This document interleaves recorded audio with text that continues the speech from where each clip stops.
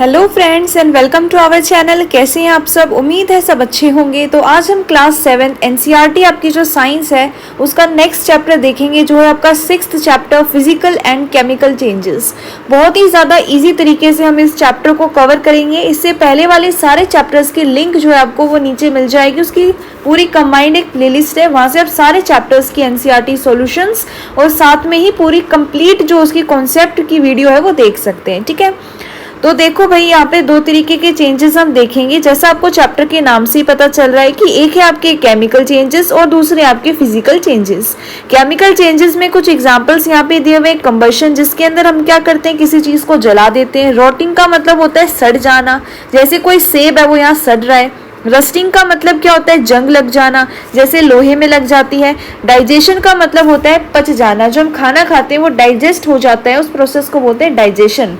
और physical changes में example क्या दे रखे हैं, मेल्टिंग यानी पिघल जाना, जैसे आइसक्रीम पिघल रही है। श्रेडिंग का मतलब क्या है कि जैसे पेजेस को हमने टुकड़ों के अंदर काट दिया है, ठीक है, उसके छोटे छोटे पीसेस हो गए हैं। नेक्स्ट है बॉइलिंग यानी उबलना और चॉपिंग यानी कि काटना। तो यहाँ पे अलग अलग टाइप के यहाँ पे बहुत सारे एग्जांपल्स दिए हुए हैं। कैसे पता करें कौन से चेंजेस जो हैं वो फिजिकल हैं और कौन से केमिकल है, अभी आपको पता चलेगा। चलें आगे।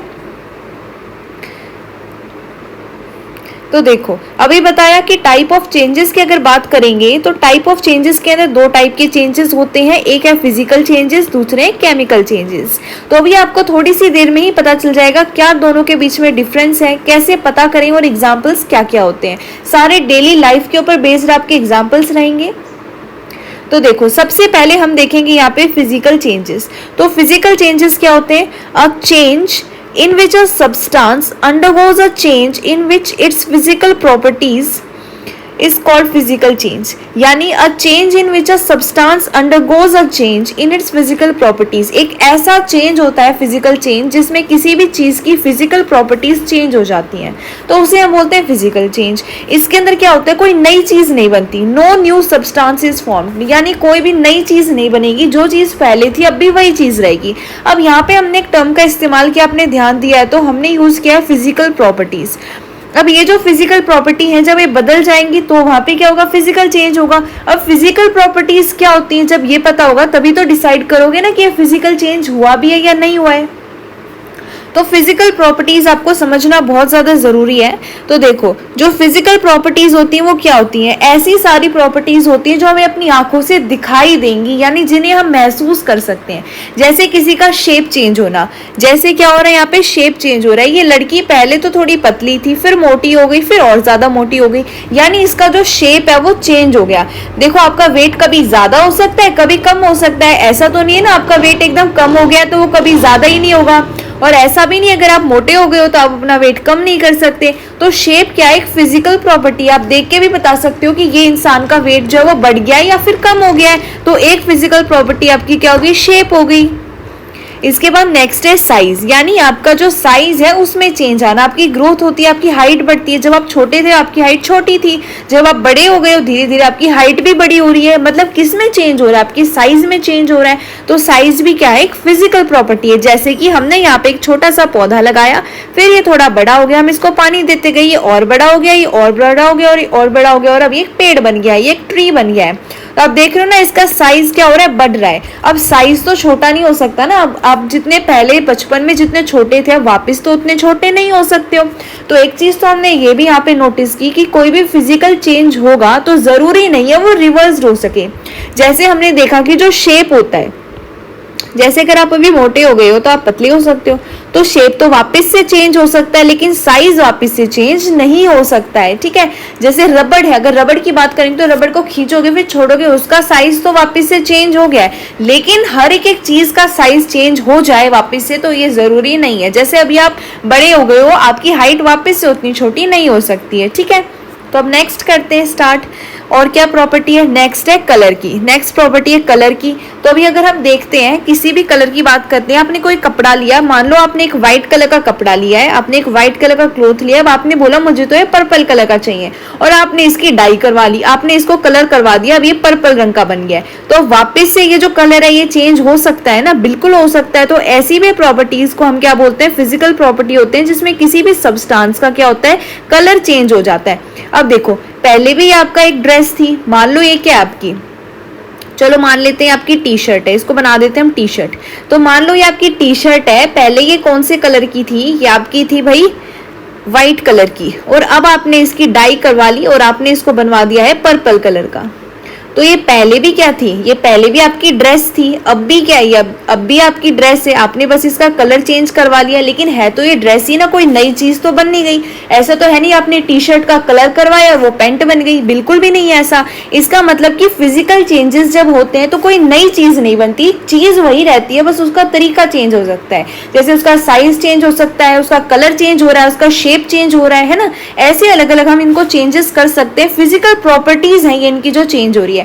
जैसे अभी देखो, जब आप बहुत ज्यादा धूप में जाते हो, जैसे ये जो यहाँ पे कार्टून है, ये बहुत ज्यादा धूप में खेल लिया है। अब आप देख सकते हो इसके मास्क वाला एरिया जो है, इसका मास्क वाले एरिया को छोड़ के इसकी पूरी स्किन में धूप की असर होगी और उसको क्या होगी, टैनिंग होगी है। टैनिंग का मतलब क्या होता है कि जो धूप है ना, उसमें जाने से हमारी स्किन का जो कलर है वो डार्क हो जाता है। जैसे आप बहुत ज्यादा जब धूप में खेलते हो, जब घर में जाते हो, तो आप देखोगे कि आपकी स्किन का कलर थोड़ा सा चेंज हो गया, आपका कलर थोड़ा सा चेंज हो गया, लेकिन वापस वो पहले जैसा हो जाता है धीरे धीरे। यानी कलर क्या है, रिवर्सिबल है, कलर को हम वापस से पहले जैसा बिल्कुल कर सकते हैं। तो कलर भी क्या है, एक फिजिकल प्रॉपर्टी है। मैंने आपको पूरे अच्छे से तरीके से समझाने की कोशिश की है। अगर आपको कहीं पे भी डाउट रहेगा, आप मुझे कमेंट बॉक्स में बता देना, मैं आपको एक्सप्लेन कर दूंगी अच्छे से, अगर और भी आपको डाउट बचता है तो। वरना मैंने अपनी तरीके से पूरे बेस्ट आपको इजी एक्सप्लेनेशन प्रोवाइड करने की कोशिश की है। अब नेक्स्ट जो प्रॉपर्टी है वो है स्टेट ऑफ अ सब्सटेंस, यानी चीज वही रहेगी लेकिन उसका जो स्टेट है, यानी जिस स्टेट में वो पहले थी, जैसे वो लिक्विड हो सकती है, गैस हो सकती है या सॉलिड हो सकती है, वो थोड़ी अलग बन चुकी है, उसका स्टेट चेंज हुआ है। स्टेट आपको पता है ना कौन कौन सी होती है, गैस हो सकती है, सॉलिड हो सकती है या फिर लिक्विड हो सकती है। तो मतलब चीज वही रहेगी, बस उसका जो स्टेट है, उसको दिखने का जो चीज है, जैसे वो चीज जैसे दिख रही है, वो गैस दिख रही है या सॉलिड दिख रही है या लिक्विड दिख रही है, जैसा वो दिख रही है वो थोड़ा सा चेंज हो जाएगा, लेकिन चीज वही रहेगी। जैसे ये देखो, ये आइस थी और ये वाटर है, मतलब पहले हमने इसमें बहुत सारी बर्फ भरी और धीरे धीरे करके गर्मी हुई और ये जो है ये पानी में बदल गई। ये पहले भी तो पानी था, लेकिन इस समय क्या था, इस समय ये लिक्विड था, लेकिन अब क्या बन गया था, ये अब ये क्या बन गया था, सॉलिड बन गया था।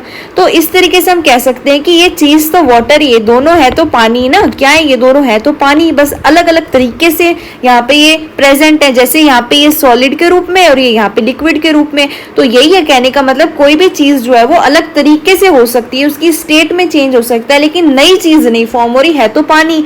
जैसे बर्फ भी क्या है, पानी होती है। तो इस तरीके से आप कह सकते हो उनकी स्टेट चेंज हो सकती है, लेकिन जो चीज है वो क्या रहेगी, आपकी सेम रहेगी। तो आपने क्या क्या देख लिया है। नेक्स्ट है हमारी केमिकल चेंजेस। तो उससे पहले अभी मैं आपको बता देती हूँ कि हमने क्या क्या देख लिया है, ठीक है। तो यहाँ पे देखो, हमने स्टेट देख ली है। हमने सबसे पहले क्या देखा था, हमने सबसे पहले तो देखा था शेप, उसके बाद हमने क्या देखा, साइज, उसके बाद हमने क्या देखा, कलर, और उसके बाद हमने क्या देखा, उसके बाद हमने देखा स्टेट।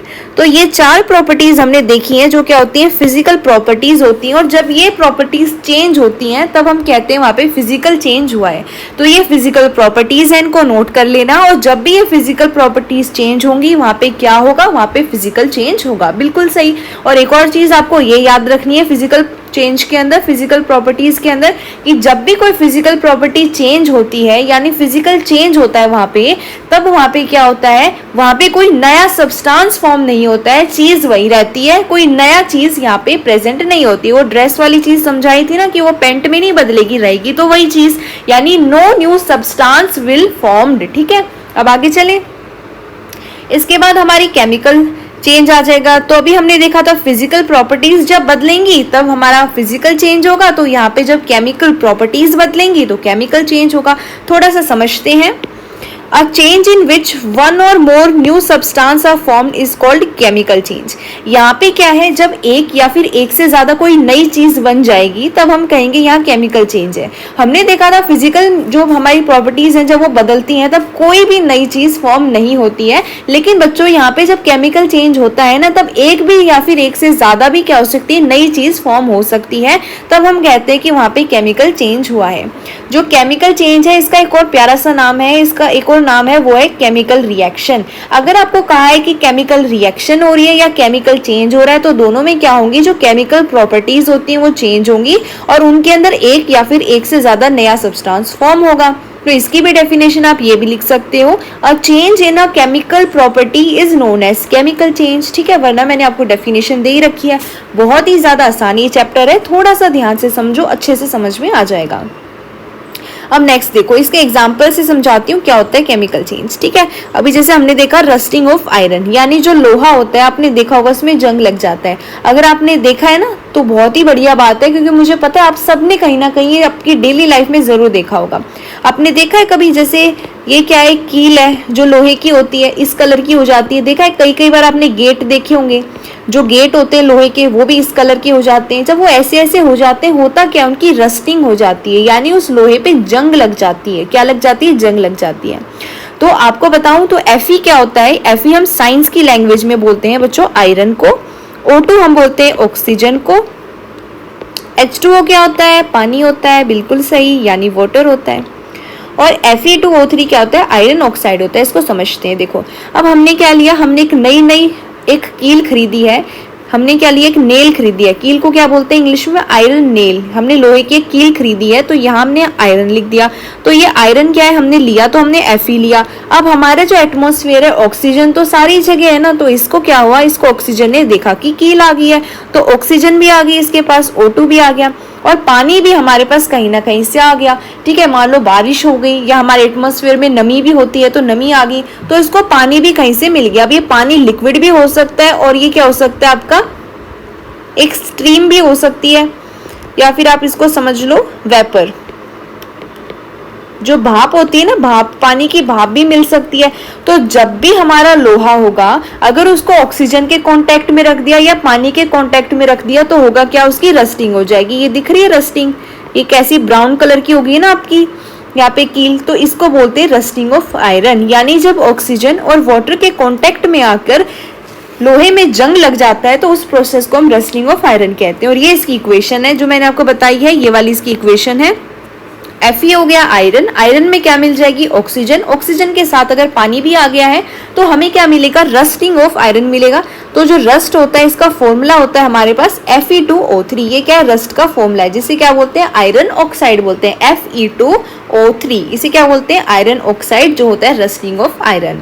तो ये एक एग्जाम्पल हो गया किस चीज का, ये आपका एग्जाम्पल किसका हो गया, केमिकल आपका रिएक्शन का हो गया है। अब नई चीज क्या फॉर्म हुई, देखो पहले तो क्या थी, सिर्फ और सिर्फ आयरन थी, पहले क्या थी, सिर्फ लोहा था, लेकिन बाद में क्या हुआ, लोहे के ऊपर ये छोटे छोटे पार्टिकल्स आ गए, जो रस्ट है, ये अपना लोहा है और इसके ऊपर क्या आ गए, छोटे छोटे पार्टिकल्स हो गए। तो ये जो छोटे छोटे पार्टिकल्स हैं, यही आपके न्यू सब्सटेंस है। क्या है ये, यही आपके न्यू सब्सटेंस है जो आपके केमिकल रिएक्शन में प्रोड्यूस हो गए हैं। तो ये एग्जाम्पल हो गया किसका, केमिकल रिएक्शन का। आगे चलें। इसके बाद देखो यहाँ पे एक इंपॉर्टेंट चीज है, ये आपका क्वेश्चन में भी आ सकती है, ये आपको पता होना चाहिए कि अगर कभी भी रस्टिंग होगी तो उसके लिए क्या चीज होनी चाहिए, for rusting the presence of both oxygen and water. Water क्या हो सकता है, वेपर में भी हो सकता है, इज एसेंशियल। यानी कभी भी अगर आयरन की रस्टिंग करवानी है तो वहां पे दो चीजें होनी ही होनी चाहिए। क्या क्या होनी चाहिए, ऑक्सीजन होनी चाहिए और पानी होना चाहिए। पानी लिक्विड भी हो सकता है और गैस की फॉर्म में भी हो सकता है, यानी वेपर भी हो सकता है, भाप भी हो सकता है। तो बहुत इंपॉर्टेंट है, बहुत ही ज्यादा। जैसे सुनने के लिए आपको दो कान चाहिए ना, सुनने के लिए आपको कान चाहिए, देखने के लिए आपको आंखें चाहिए, स्मेल के लिए आपको नोज चाहिए, वैसे ही रस्टिंग के लिए आयरन को क्या चाहिए, रस्टिंग के लिए आयरन को क्या चाहिए बच्चों, ऑक्सीजन चाहिए। ऑक्सीजन क्या होती है, O2, और वाटर क्या होता है, H2O। ये दोनों चीजें जब मिलेंगी हमारे आयरन के अंदर, जब ये दोनों चीजें इस आयरन को मिल जाएगी, कैसा दिखने लग जाएगा, ऐसा दिखने लग जाएगा। ठीक है, तो ये क्या होगी, इसको हम क्या बोलते हैं, इसको हम बोलते हैं रस्टिंग ऑफ आयरन। क्या बोलते हैं, इसको हम बोलते हैं rusting of iron, rusting of iron. ठीक है, बहुत ही आसान है ना। चलिए आगे फिर। अब देखो ये थोड़े से एग्जाम्पल और दिखा देती हूँ आपको। जैसे ये देखो, ये क्या है, शिप है, ये क्या है, शिप है। तो ये पानी के अंदर चलती है। अब मैंने आपको बताया कि जब पानी होगा और ऑक्सीजन होगी, आपको पता है ना H2O पानी होता है, तो हाइड्रोजन है इसके अंदर और पानी के अंदर ऑक्सीजन तो है ही, यानी पानी भी मिल गया और ऑक्सीजन भी मिल गया। पानी और ऑक्सीजन तब दोनों ही हमारे पास है, तो लोहे में तो रस्टिंग होगी, लोहे में तो जंग लगेगा ही।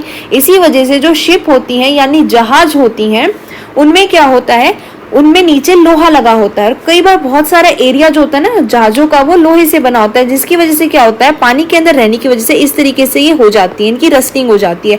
तो इस हिसाब से आप देखो कि हमारे पूरे वर्ल्ड में, पूरे जो अर्थ है इसके अंदर इतने सारे लोहे की चीजें इस्तेमाल होती हैं और हर साल में बहुत ही सारा लोहा ऐसा है जो खराब हो जाता है। क्यों? क्योंकि उसमें रस्टिंग हो जाती है। तो अब ऐसा तो नहीं चल सकता, कितने सारे पैसे वेस्ट होंगे, बहुत सारा नुकसान होगा, है ना। तो इसी वजह से कुछ इसका इलाज भी निकालना पड़ेगा।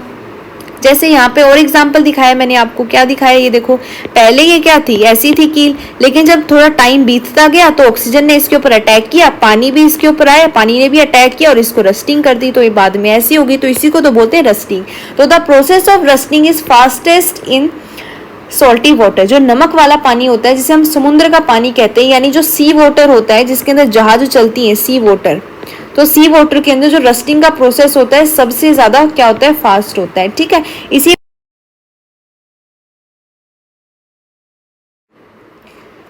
ठीक है, तो सबसे ज्यादा फास्ट क्या होता है सी के अंदर, यानी जो हमारा सॉल्टी वाटर होता है इसके अंदर रस्टिंग का प्रोसेस सबसे ज्यादा फास्टेस्ट होता है। इसी वजह से सबसे ज्यादा जो खराब होता है वो शिप ही होती है, और इसी वजह से इसको प्रोटेक्ट करना, इतना सारा लोहा वेस्ट हो रहा है, इतना सारा पैसा वेस्ट हो रहा है, कुछ तो करना पड़ेगा, इसका कुछ तो इलाज निकालना पड़ेगा। तो कैसे हम प्रिवेंट करें इस रस्टिंग के प्रोसेस को, वो भी समझना जरूरी है, देखेंगे वो भी हम। तो उससे पहले बता देती हूँ भाई, आप लोग सब्सक्राइब और कमेंट बिल्कुल नहीं करते हैं। इतने सारे बच्चे देख रहे हो, इतने अच्छे से पढ़ाई कर रहे हो, थोड़ा सब्सक्राइब भी कर दिया करो। तो ये जो बटन है इससे आप सब्सक्राइब कर देना चैनल को, ताकि आगे जितनी भी वीडियोस मैं डालूंगी ना वो सारी आपको मिलती रहे सबसे पहले। और आप कमेंट करके जरूर बताया करो आपको चीजें समझ में आ रही है या नहीं आ रही है, और आपको कोई भी डाउट है तो आप बिल्कुल बताना। आप वीडियो को लाइक भी कर देना और साथ में अपने फ्रेंड से शेयर भी करना, ताकि जैसे आप बढ़िया तरीके से आपको समझ में आ रहा है आपके फ्रेंड को भी आ जाए। ठीक है, तो अब देखो, अभी देखते हैं सबसे पहले कि हम प्रिवेंट कैसे करेंगे रस्टिंग को। जो इतना सारा लोहा, इतना सारा आयरन वेस्ट हो रहा है रस्टिंग के प्रोसेस की वजह से, उसको कैसे बचाएं। तो उसके लिए हमारे पास तीन मेन हमारे पास क्या होते हैं, मेथड होते हैं। सबसे पहला होता है पेंट या ग्रीस। आप क्या कर सकते हो, किसी भी लोहे की चीज को लोगे और आपको यूज करना है तो उससे पहले आप उसके ऊपर एक पेंटिंग कर दो, उसके ऊपर एक पेंट अप्लाई कर दो, या फिर आप ग्रीस अप्लाई कर दो। अगर आप ऐसा करोगे तो जो लोहा है वो रस्टिंग से बचा रहेगा। लेकिन ये जो प्रोसेस है आपको रेगुलरली करना पड़ेगा, टाइम टू टाइम आपको उसके ऊपर पेंट करना पड़ेगा या ग्रीस करना पड़ेगा, ताकि वो रस्टिंग से बचा रहे। या फिर आप क्या करवा सकते हो, आप जिंक की या क्रोमियम, ये क्या होते हैं आपके मेटल होते हैं, इनकी आप लेयर लगवा लो। जैसे ये लोहा है, इसके ऊपर आपने क्या किया, एक जिंक की लेयर लगवा दी, ये जिंक की लेयर होगी। आप क्रोमियम की लेयर भी लगा सकते हैं। इससे क्या होगा, कोई भी ऑक्सीजन आएगा या कोई भी वाटर आएगा तो सबसे पहले बाहर वाली लेयर के ऊपर अटैक करेगा, और अंदर वाली लेयर आपकी जो ऑक्सीजन की है, सॉरी जो आपकी आयरन की है, वो बच जाएगी। ठीक है, इतना मोटा लेयर लग रहा है, बस वो जैसे हम पेंट करते हैं ना वैसी लगती है। जैसे मान लो ये आपकी आयरन की नेल है, ये हमारी आयरन की नेल है। ठीक है, इसको हमने इस तरीके से बना लिया है, और आपने ये जिंक की रस्टिंग करवाई तो एकदम पतली सी लगेगी और नेल जैसी ही दिखेगी, ऐसा नहीं उसके बाहर कुछ मोटा सा आ गया। ठीक है, तो लेयर लगवाने से हम क्या कर सकते हैं, बचा सकते हैं हमारे लोहे को। और ये वाला जो थर्ड पॉइंट मैंने आपको बताया है, जिंक या क्रोमियम की लेयर को लगाना, इस प्रोसेस को हम गैल्वेनाइजेशन बोलते हैं। तो देखो यहाँ बता देती हूँ आपको, the process of depositing a layer of zinc on iron is called galvanisation. यानी अगर हमने कोई लोहा लिया है और उसके ऊपर हम जिंक की एक लेयर लगवा रहे हैं, एक लेयर चढ़वा रहे हैं, तो हम उस प्रोसेस को गैल्वेनाइजेशन बोलते हैं। और हम क्यों करते हैं गैल्वेनाइजेशन, टू प्रिवेंट, किस लिए करते हैं, ताकि हम बचा सकें लोहे को, to prevent the rusting of iron, to prevent the rusting of iron, ताकि जो हमारा लोहा है, आयरन को मैंने Fe लिख दिया, आपको बताया था ना अभी क्या होता है, ये Fe आयरन होता है। ठीक है, आप मुझे ऑक्सीजन का बताना और वाटर का भी कमेंट बॉक्स में बताना। तो नेक्स्ट हमारे पास ये गैल्वेनाइजेशन की फोटो दिखा देती हूँ थोड़ी सी आपको। ये देखो, इसको बोलते हैं जिंक बाथ। यानी हम क्या कर रहे हैं, जिंक का ये पूरा का पूरा ये जिंक है, इसके अंदर हम इससे नहला रहे हैं। किसको नहला रहे हैं, आयरन को। ये जो ऊपर से टांग के नहलाएंगे ना इसको, ये जो टांग रखा है ये क्या आपका, ये आयरन है, ये आपका आयरन है, इसको नहला देंगे इसके अंदर, तब क्या होगा, इसके ऊपर एक लेयर चढ़ जाएगी, किसकी, जिंक की। और उस प्रोसेस को हम क्या बोलते हैं, गैल्वेनाइजेशन बोलते हैं। जैसे यहाँ दिखाया हुआ है, ये आयरन था आपका, बाद में इसके ऊपर हमने एक लेयर लगवा दी है जिंक की, और बाद में कोई भी ऑक्सीजन के पार्टिकल्स हैं या फिर कोई भी वाटर का पार्टिकल है, तो इसके ऊपर अगर अटैक करेगा तो सबसे पहले उसको किसका सामना करना पड़ेगा, जिंक की लेयर का करना पड़ेगा, जिसकी वजह से आयरन जो है वो बचा रहेगा। ठीक है, तो गैल्वेनाइजेशन आपके एग्जाम पॉइंट ऑफ व्यू से बहुत इंपॉर्टेंट है, इसकी डेफिनेशन आ जाती है बहुत बार, तो इसको अच्छे से समझ लेना। ठीक है, नेक्स्ट हमारे पास आपने अक्सर देखा होगा इस तरीके के आपकी मम्मी जो है बर्तन इस्तेमाल करती होगी, जिसको आपकी मम्मी बोलती होगी स्टेनलेस, ये क्या है, स्टेनलेस स्टील है। क्या ये स्टेनलेस स्टील है? इसका मतलब क्या होता है कि ये लोहे से नहीं बना है, इसके अंदर बहुत सारे अलग अलग मेटल्स का मिक्सचर है। तो इसके अंदर क्या है भाई, इसके अंदर हमारा आयरन भी होता है यानी लोहा भी होता है, इसके अंदर कार्बन भी मिक्स होता है और अदर मेटल्स मिक्स होते हैं, जैसे कि इसके अंदर जिंक भी आ सकता है, जैसे इसके अंदर क्या होता है, क्रोमियम भी आ सकता है।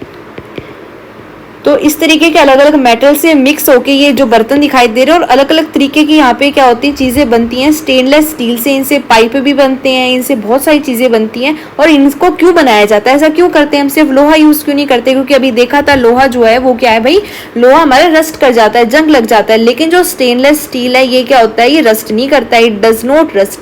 अब ये रस्ट नहीं करेगा तो फायदा है ना हमारा अगर कोई चीज बार बार जंग लग के खराब ही नहीं हो रही है तो फायदा तो अपना ही हुआ ना। तो इसलिए स्टेनलेस स्टील जो है बर्तनों में यूज किया जाता है ताकि जंग भी ना लगे और अच्छे से हमारा काम भी बनता रहे, खाना भी बनता रहे टेस्टी टेस्टी। तो आपकी मम्मी से पूछना कि आपके घर में कोई भी जो स्टेनलेस स्टील का बर्तन है आप उसको देखना एक बार, ठीक है, क्या उसमें जंग लगी हुई है, उसमें रस्ट हो रखा है या नहीं हो रखा है। नेक्स्ट हमारे पास एग्जाम्पल आता है केमिकल रिएक्शन का, बर्निंग ऑफ मैग्नीशियम रिबन। क्या आता है, बर्निंग ऑफ मैग्नीशियम रिबन। और ये भी बहुत ही ज्यादा मजेदार एक्सपेरिमेंट है, ये आपके टीचर करवाएंगे आपको लैब में ले जाके। तो बर्निंग ऑफ मैग्नीशियम रिबन में क्या होता है, एक मैग्नीशियम रिबन होता है इस तरीके का, ये आपका क्या एक मैग्नीशियम रिबन है, ये दिख रहा है, ये आपका मैग्नीशियम रिबन है। इस तरीके से आपके टीचर एक बर्नर लेंगे, ये जो दिख रहा है ये बर्नर है, इससे आग निकलती है और ये टोंग होते हैं, जैसे वो होता है ना आपके घर में जिससे हम पकड़ते हैं, क्या बोलते हैं उसे हम, प्लास होता है ना, आपने देखा होगा उस तरीके का होता है, ये टोंग बोलते हैं इसको बोलते हैं बर्नर। ये आपका क्या है, वॉच ग्लास है। और ये जो आपकी सफेद सफेद है ये ऐश इकट्ठी हुई है, कब हुई है, ये जलाने के बाद। हम क्या करेंगे, ये जो मैग्नीशियम रिबन है इसको हम जलाएंगे, उसके बाद क्या होगा, इसकी ऐश बन जाएगी यानी उसकी राख बन जाएगी और इस वॉच ग्लास के अंदर इकट्ठी हो जाएगी। तो ये मैग्नीशियम रिबन है, जब ये जलेगा ना तो आपको बहुत ही ज्यादा मजा आएगा। कैसे जलेगा, जैसे मान लो ये जलना स्टार्ट हो गया, आपको ऐसे लगेगा कि क्या फुलझड़ी सी जल रही है। जैसे फुलझड़ी जलाते हो ना आप दिवाली के अंदर तो कितनी सारी रोशनी आती है इसके साइडों में, पूरा ऐसे चमक जाता है। इसको डायरेक्टली मत देखना, ठीक है, क्योंकि आपकी आंखें भी खराब हो सकती हैं। तो एकदम फुलझड़ी की तरह ये जलता है और बहुत ही मजा आएगा आपको इसके अंदर। तो इसमें एक इक्वेशन बनती है वो देख लो। आपने मैग्नीशियम लिया यानी Mg लिया, Mg आपका मैग्नीशियम है। O2 हमने देखा था क्या है बच्चों, हमारा O2 ऑक्सीजन है, MgO बनेगा यानी मैग्नीशियम ऑक्साइड बन जाएगा। तो आपने मैग्नीशियम लिया, ऑक्सीजन की प्रेजेंस में आपने इसमें आग लगाई। आपको पता है ना आग लगाने के लिए हमेशा ऑक्सीजन प्रेजेंट होनी चाहिए। और उसके बाद मैग्नीशियम और ऑक्सीजन दोनों मिल गए और हमें क्या दे दिया, मैग्नीशियम ऑक्साइड। क्या दे दिया, मैग्नीशियम ऑक्साइड। अब कहाँ पे ये मैग्नीशियम ऑक्साइड मुझे क्यों नहीं दिख रहा, ये जो ऐश बनी है ना, ये जो राख बनी है, यही आपका MgO यानी मैग्नीशियम ऑक्साइड। अब करें क्या, अब हम क्या करेंगे, अब ये जो मैग्नीशियम ऑक्साइड बनी है, ये जो राख बनी है, इसके अंदर पानी मिला देंगे यानी वाटर मिला देंगे, तब हमें मिलेगा मैग्नीशियम हाइड्रोक्साइड। क्या मिलेगा, मैग्नीशियम हाइड्रोक्साइड। इससे पहले वाला जो चैप्टर था आपको, कौन सा चैप्टर, आपका एसिड बेसिस एंड सोल्ट्स, ये वाला जो चैप्टर था इसके अंदर बहुत ही बढ़िया तरीके से मैंने बताया भी था। तो इसी का यूज करना है अब आपको। अब आपको क्या करना है कि ये जो पानी मिलाया आपने इस राख के अंदर, तो आपके पास मैग्नीशियम हाइड्रोक्साइड आया, आपको चेक करना है ये बेस है या एसिड है। हमने देखा था कि बेस या एसिड चेक करने के लिए हमें किसी इंडिकेटर की जरूरत पड़ती है, तो यहाँ पे हम लिटमस पेपर का इस्तेमाल करेंगे और हम ये देखेंगे कि जो रेड कलर का लिटमस पेपर होगा वो ब्लू कलर में बदल जाएगा। हमने देखा था B for base, B for blue, तो अगर ये ब्लू बन गया है यानी क्या, ये बेस है। तो हमारा मैग्नीशियम हाइड्रोक्साइड बेस होता है और यही आपका इनो होता है। जब आपको एसिडिटी होती है तब आप इनो लेते हो और इनो बेस होता है, जिसकी वजह से वो न्यूट्रलाइज कर देता है रिएक्शन को। तो ये रिएक्शन आपको पता होनी चाहिए कि जो मैग्नीशियम हाइड्रोक्साइड है वो कैसा है, बेस है, ठीक है।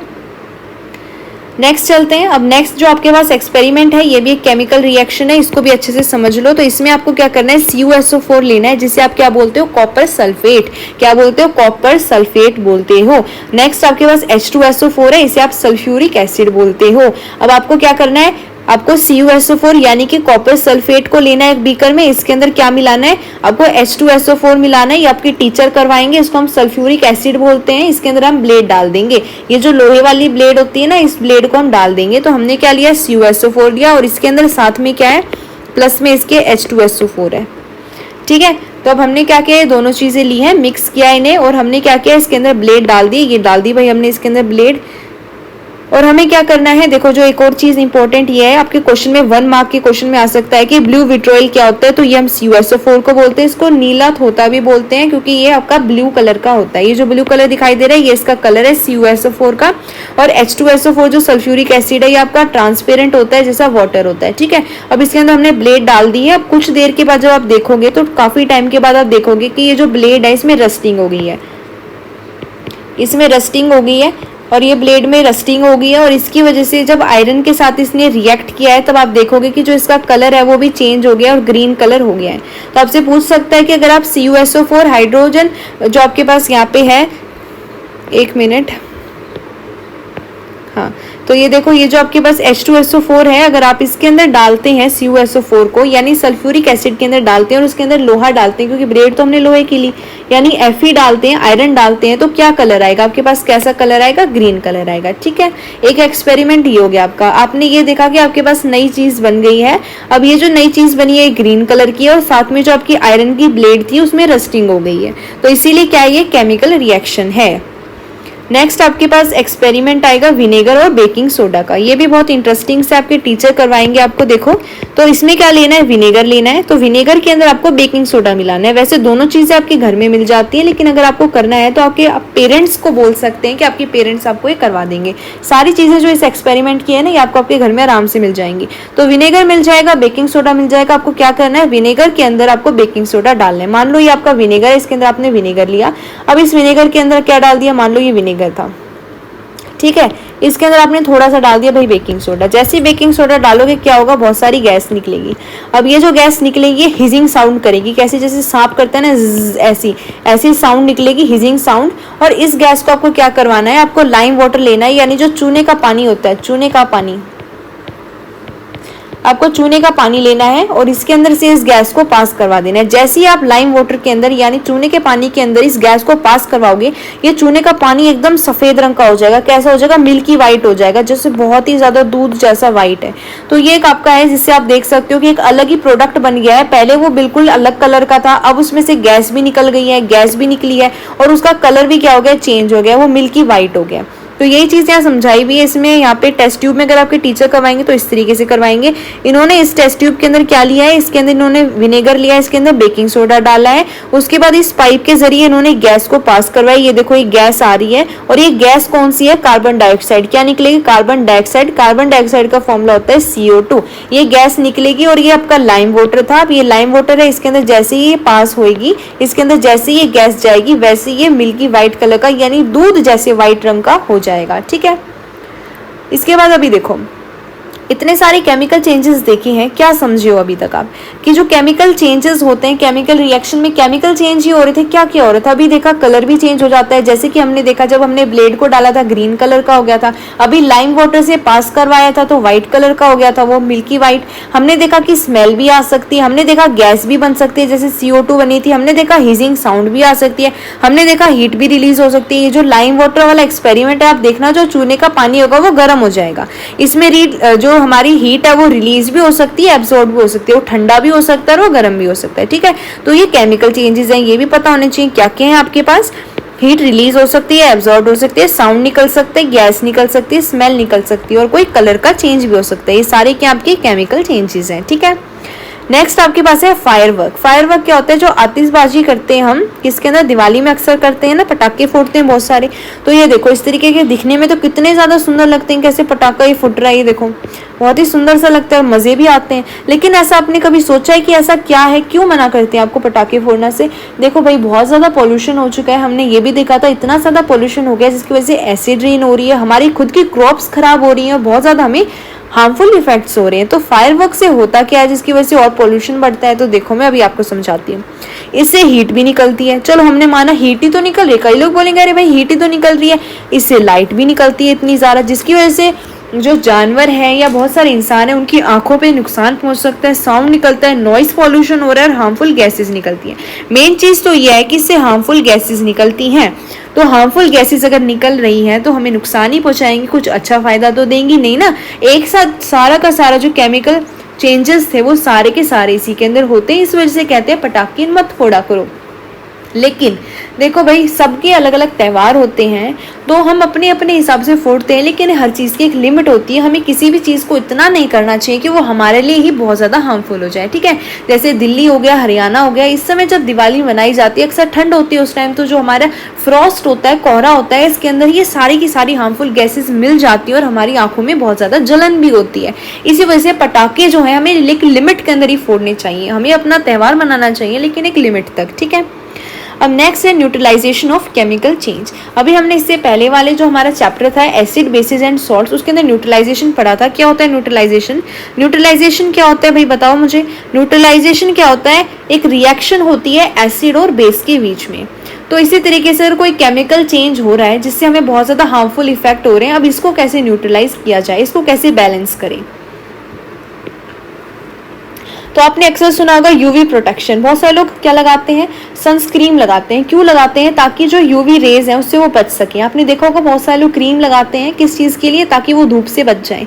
तो ऐसा क्या होता है धूप के अंदर, इससे यूवी रेज निकलती हैं जो हमारी स्किन के लिए काफ़ी ज़्यादा हार्मफुल होती है। लेकिन बाकी जो कंट्रीज़ हैं उनके हिसाब से हमारा जो इंडिया है वो बहुत ही ज़्यादा अच्छी लोकेशन में, और हमारा जो मेलेनिन है, यानी जो हमारी बॉडी के अंदर जो मेलेनिन बनता है जिससे हमारा कलर डिसाइड होता है कि हम गोरे हैं, सांवले, हमारा कलर कैसा बॉडी का, तो हमारी जो इंडियंस की जो स्किन होती है वो ऐसी होती है कि वो बहुत ज़्यादा परफेक्ट होती है according to any surrounding, any weather. लेकिन जो दूसरी कंट्री के लोग होते हैं, यूवी रेज का उन पर इतना ज़्यादा असर होता है कि उनको स्किन कैंसर हो सकता है, बहुत सारी स्किन के डिजीजेज हो सकते हैं। लेकिन ऑलरेडी नेचर ने इसको न्यूट्रलाइज करने के लिए एक लेयर दी गई है। हमारे जो एटमॉस्फेयर है इसमें एक लेयर है जिसे हम बोलते हैं ओजोन लेयर। अब ओजोन लेयर क्या करती है, हमें प्रोटेक्ट करती है यूवी रेज। तो ये क्या करती है, न्यूट्रलाइज करती है यूवी रेज को, ठीक है। नेक्स्ट है हमारे पास जो हमारे फोटोसिंथेसिस होता है, प्लांट का एक रिएक्शन, वो भी क्या है, केमिकल चेंज है। ये आप मुझे थोड़ा सा बताना, ठीक है। मुझे पता है, मैं आपको एक्सप्लेन जरूर कर दूंगी अगर आप मुझे कमेंट में बताएंगे कि आपके अकॉर्डिंग फोटोसिंथेसिस एक केमिकल चेंज क्यों है, ठीक है। नेक्स्ट है क्रिस्टलाइजेशन। क्रिस्टल्स क्या होते हैं? क्रिस्टल्स होते हैं छोटे छोटे कण, छोटे छोटे कण। ये क्या है? क्रिस्टल्स हैं। क्या है? क्रिस्टल्स हैं। ऐसे ऐसे क्या होते हैं? क्रिस्टल्स होते हैं, यानी किसी बड़ी चीज़ के छोटे छोटे टुकड़े। तो क्रिस्टलाइजेशन क्या होता है भाई? एक फिजिकल चेंज होता है, यानी कि इसके अंदर क्या होता है, शेप चेंज हो सकता है, कलर चेंज हो सकता है, कोई साइज चेंज हो सकता है। तो आप समझ सकते हैं कोई बड़ी चीज़ है, इसका साइज चेंज हो रहा है, उसका शेप चेंज हो रहा है, वो छोटे छोटे बन रहा है, तो ये क्या है? फिजिकल चेंज है, ठीक है। तो इसमें क्या होता है, crystallisation is a process of obtaining large crystals of pure substances, यानी process of obtaining large crystals of pure substances is known as crystallisation. कोई प्योर चीज है और हम उसके क्या कर रहे हैं, बड़े बड़े क्रिस्टल्स को, और मतलब इस चीज को तो तोड़ रहे हैं, लेकिन जो क्रिस्टल्स भी मिलेंगे वो भी क्या रहेंगे, बड़े बड़े मिलेंगे हमें, तो उस प्रोसेस को हम क्रिस्टलाइजेशन बोलते हैं। इसका एक एक्सपेरिमेंट है, अगर आपके टीचर करवाएंगे तो बहुत ही ज्यादा बढ़िया बात है। इतना सुंदर लगता है ना ये, बहुत ही ज्यादा। मैं आपको पिक्चर जरूर दिखा दूंगी, आपके टीचर से कहना आपको करवाएं, ठीक है। तो देखो CuSO4 क्रिस्टलाइजेशन। CuSO4 क्या बताया था, चलो मुझे जल्दी से कमेंट करके बताओ। CuSO4 क्या होता है? Copper sulphate. क्या होता है? Copper sulphate. कौन से कलर का होता है? ब्लू कलर का होता है, बिल्कुल करेक्ट। तो आपको करना क्या है, देखो आपके टीचर क्या करेंगे मैं बता देती हूँ। आपके टीचर एक बीकर लेंगे, आपके टीचर क्या लेंगे, एक बीकर लेंगे। ये उन्होंने बीकर लिया, इसमें पानी लेंगे, ठीक है। इसके नीचे क्या लगाएंगे, इसके नीचे बर्नर लगाएंगे और उसके ऊपर एक वायर का गॉज रखेंगे ताकि डायरेक्टली हीट न लगे, वरना ये फट जाएगा, क्योंकि ये कांच के होते हैं। अब ये पानी जो होगा बॉईल होने लग जाएगा। अब हम इसको डबल बॉइलिंग करेंगे। ये जो कटोरी सी दिख रही है ना आपको, इसको चाइना डिश बोलते हैं। ये जो कटोरी सी दिख रही है इसको हम चाइना डिश बोलते हैं। इसके अंदर हमने क्या लिया, कॉपर सल्फेट का सॉल्यूशन लिया। अब हम इसको डायरेक्टली बॉईल नहीं करेंगे, वरना ये बहुत ही जल्दी भाप बन के उड़ जाएगा और हमें क्रिस्टल्स नहीं मिलेंगे। तो हम इसको डबल बॉइलिंग करेंगे।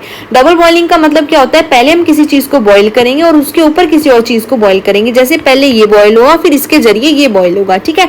तो हम कॉपर सल्फेट सॉल्यूशन को क्या करेंगे, डबल बॉईल करेंगे। फिर होगा क्या, फिर हम इसको ठंडा करेंगे। ठंडा जब हम करेंगे तो इस चाइना डिश के अंदर आप देखोगे कॉपर सल्फेट के क्रिस्टल्स बन जाएंगे। क्रिस्टल्स दिखाई दे रहे हैं और ये आपका ट्राइपॉड स्टैंड है, इसके 3 पैर होते हैं, ठीक है। तो बहुत ही ज्यादा आसान है ये। अभी देखो, अभी बहुत मजा आने वाला है। अभी आपको पिक्चर्स दिखाती हूँ। ये क्रिस्टल्स कितने ज्यादा सुंदर लगते हैं, जैसे तो डायमंड आ गए हमारे सामने। ये देखो भाई कितने सुंदर लग रहे हैं, ये पिक्चर्स में इतने प्यारे लग रहे हैं, जब आप इनको असली में देखोगे ना बच्चों, बहुत ज्यादा सुंदर है ये, बहुत ही ज्यादा चमकते हैं ये एकदम। तो ये देखो ऐसा ऐसा दिखाई देता है आपको। ये क्या है, ब्लू कलर का क्या बताया था अभी, CuSO4 कॉपर सल्फेट। क्या ये कॉपर सल्फेट है, इसको बोलते हैं कॉपर सल्फेट। इसके जरिए ये ऐसे क्रिस्टल्स हमें मिलते हैं। ये क्या एक प्योर सब्सटेंस है CuSO4, इसकी मदद से हमने क्या किया है, क्रिस्टल्स बनाए हैं। क्या ये क्रिस्टल्स हैं, ठीक है। इस प्रोसेस को हमने क्या बोला, क्रिस्टलाइजेशन बोला। तो पूरा का पूरा एक्टिविटी समझाते हुए साथ में मैंने पूरा का पूरा बहुत ही ईजी लैंग्वेज में आपके लिए पूरा चैप्टर कवर कर दिया है। अगर आपको अच्छा लगा है तो हमारे चैनल से जरूर जुड़ना, और इस वीडियो को देखने के लिए बहुत ज़्यादा आपका थैंक यू फॉर वॉचिंग। अगली वीडियो में मिलेंगे, तब तक के लिए धन्यवाद।